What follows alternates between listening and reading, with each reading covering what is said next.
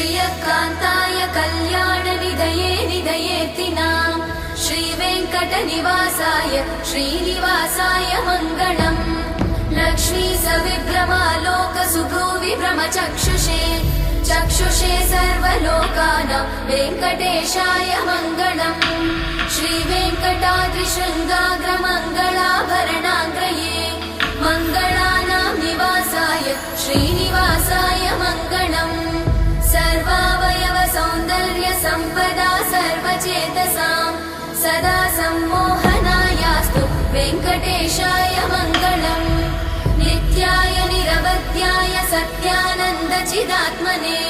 सर्वान्तरात्मने श्रीमद् वेङ्कटेशाय मङ्गलम् स्वतः सर्वविदे सर्वशक्तये सर्वशेषिने